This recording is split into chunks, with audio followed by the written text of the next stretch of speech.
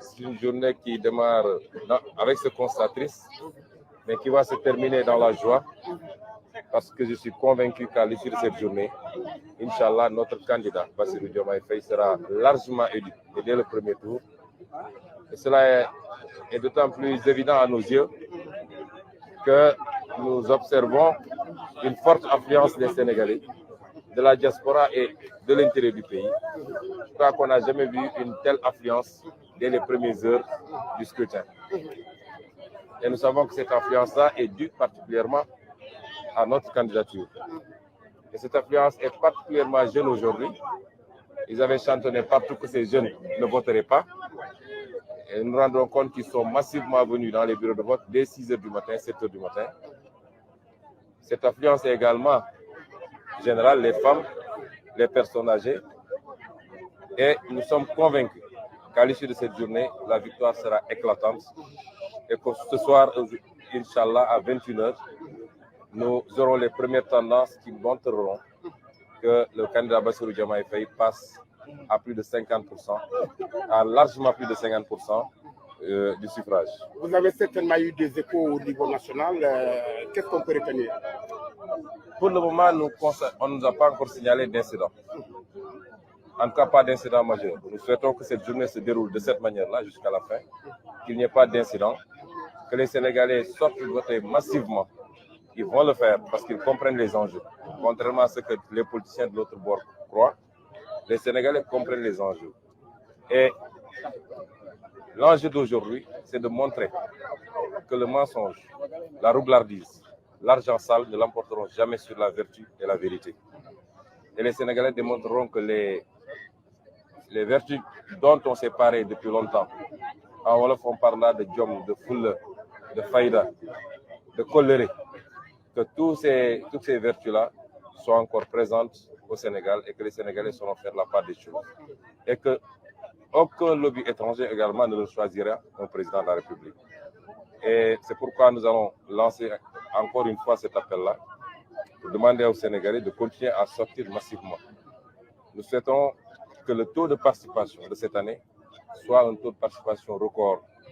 depuis l'indépendance jusqu'à aujourd'hui, qu'on puisse dépasser les 70 ou 75% de taux de participation. Ce sera indicatif pour la légitimité du président que nous allons choisir, c'est-à-dire le président Bassirou Diomaye Faye. Nous lançons cet appel-là, mais nous lançons également un appel à la vigilance, particulièrement des jeunes qui continuent d'organiser les rondes et les brigades de surveillance et de sécurisation des élections. On a vu ce qui s'est passé hier à Ziguinchor. On a vu en tout cas une vidéo circuler qui faisait état de Bissau-Guinéens qui auraient été transportés par des acteurs politiques locaux pour venir voter au Sénégal. Nous avons toujours dit aux jeunes que c'est à vous de prendre votre destin en main et de sécuriser ces élections en organisant des brigades de surveillance et en refusant qu'un étranger, et par étranger je ne parle pas de gens qui sont établis au Sénégal depuis longtemps, qui ont leur nationalité en bonne et due forme, mais je dis de gens qui ne sont pas d'ici, qui sont transportés par des cars qui traversent les frontières gambiennes, sénégalaises, bissau-guinéennes ou mauritaniennes pour venir voter au Sénégal. Il faut que les jeunes prennent leurs responsabilités pour l'empêcher par tout moyen possible. Parce que c'est une élection du Sénégal, par les Sénégalais et pour les Sénégalais. Et je lancerai également un dernier appel au calme, à la sérénité. En tout cas, nous n'avons aucun intérêt à ce que ces élections soient perturbées parce que nous allons les gagner, s'il plaît à Dieu. Je dois lancer un appel pour éviter de répondre aux provocations. Nous savons que dans certaines zones, particulièrement dans le Baol, dans le département de Mbaké, le plan c'est de créer des provocations pour qu'il y ait des rixes, pour qu'il y ait des affrontements et que les autorités en tirent des conséquences pour demander la suspension du vote. Nous demandons à tout le monde de garder son calme, sa sérénité et nous lançons un dernier appel au ministre de l'Intérieur pour qu'il sécurise les Sénégalais qui doivent venir voter. Ça ne doit pas être l'affaire des jeunes, en principe, mais si l'État est défaillant, les citoyens prendront leurs responsabilités pour sécuriser leur vote. Et nous lançons un appel au ministre de l'Intérieur pour que toutes les dispositions soient prises pour éviter que ça et là, des nervis soient recrutés pour venir perturber le déroulement du vote. voilà ce que je voulais dire. alors à wolof ginnaaw bi nga voté mun nañu lan lañ mun a jàpp ci situation bi ak lépp loo xamante ne ci wàllu appel. waaw njëkk a wax ni tey voté nañu mën na bett Sénégalais yu bëri parce que ay weer amul lu ñu deful pour tere ma mun a nekk candidat wala mu mun a voté commencé na fii si Coor bi ñu ñëwee fii gagné suñu procès mu dellu Ndakaaru ñu gagné suñu procès waaye malgré tout administration bañ na ci ndigalu ñi yor nguur gi ne du ma jox samay fiche de parrainage du ma pay ma nekk candidat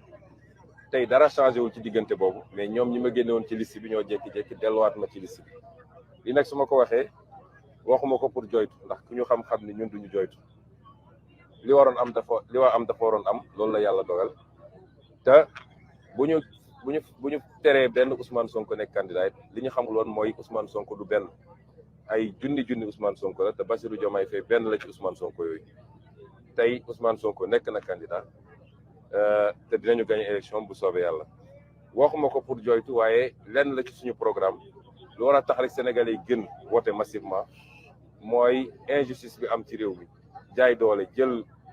doole nguur war koo jëfandikoo pour jàppale Sénégalais yi seen dund gën a baax mais nga jël ko yëpp nag muy alkaati yi muy justice bi muy administration bi lépp nga jël ko jëmale ko ci benn nit rek parce que nee nga kii il faut ma faaga ko wala il faut ma tere ko nekk candidat loolu waratul am Sénégal moo tax rien que pour loolu Sénégal dañu war a génn massivement ñu defaraat suñu réew jëlee fi lépp loo xam ne day andi noonoo ak en jubalewaat Sénégalais yi nangu adversité nangu ni man war naa mën a jiite keneen war na mën a ne ànduma ak moom mais ñu def ko ci fair play def ko nekk ay gentleman comme ni ko gars yi di waxee lu am solo la. élection bi enjeu bi dafa rëy moomaat suñu bopp la ci suñu wàllu koom-koom d'abord delloo si justice ci wàllu économie delloo si justice ci wàllu social ba séddale bi tam jaar yoon mais moomaat suñu bopp li ñuy wax souveraineté loolu mooy solo élection bi moo tax ma doon wax ni mooy élection bu gën a am solo bi ñuy Sénégal ba léegi moo gën a am solo sax indépendance man gëm naa ni suñu véritable indépendance tey jii lay door bu soobee yàlla moo tax ñuy wax sénégalais yëpp dañu génn massivement bëgg nañ taux de participation bi weesu juróom-ñett fukk ci téeméer loolu mooy li ñuy ñaan te li ñu gisagum balaa may ñëw xool naa image yu bëri bi mooy suñu 5e élection waaye mosuma gis à 10 heures du matin farlu bu mel nii ci bureau de vote yi muy fii muy diaspora bi kon am nañu yaakaar ni Sénégalais yi xam nañu enjeu bi te dinañ gën massivement voté te élection bi du am 2e tour gëm naa ni tey dinañ ko gagné au premier tour incha allah te gëm naa ni yàlla bëgg na Sénégal tam Sénégal yi dinañ wane ni dem dajale alal goo xam ne lewul daganul wala nga dem ay waa bitim réew ngemb la wala nga yaakaar ni ci caaxaan ak ci naxaate mën nga jël réew dinañ wane ni loolu Sénégalais li ñu doon woote suñu maam yi doon ko woote ñu xam ni ci dëggu ci jom ci fulla ci ngor ci doylu Sénégalais dinañ ko jëmmalaat tey en votant massivement pour le candidat Bassirou Diomaye Faye kon di lancer aussi un appel ministre de l'Intérieur am nañ jot bu rafet ci moom Sénégal yëpp am nañ ko jàpp nañ ne xam nañu moom tam xam na enjeu yi te bëggul jóge fii ñu koy woy bu ñaaw waaye ñu koy gën a soññ rek lu mu doon def rek na ko yokk parce que am na ñoo xam ne xam nañu ñoom dañuy perte élection seen pexe yëpp mooy nu ñuy def ba perturber ko loolu tam ñu ciy dellu lancer appel ministre de l'Intérieur mu renforcer kaaraange électeurs yi Sénégal yëpp mën a génn voter ci seen teyu bakkan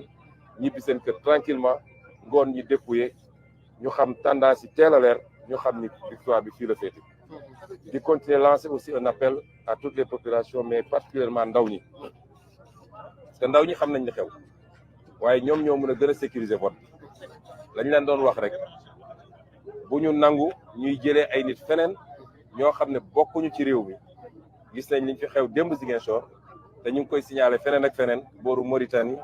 ak peut-être frontière gambienne bi dégg nañ di xew démb fële Nord Fogny ay bus yu doon jógee Gambie di ñëw loolu it na ci jeunes yi jël seen farlu seen matuwaay ñoom ñoo mën a sécuriser vote bi seen avenir moom la ñuy jouer tey nañu xool fu nekk nit ñi xamante nañu fii ma nekk nii fii laa yaroo ñun xamante nañu bu ñu bëggee importer nit yu jógee beneen réew ñëw jeunes yi nañ jël seen responsabilité ba ñoom duñu voté ku fi ñëwit ak ay mallette d'argent am taxaw ci buntu bureau de vote yi naan day jënd ay nit na jeunes yi digaaleeg moom parce que loolu loi moo ko njëkk a interdire jàpp naa loolu yëpp bu ñu ko dajalee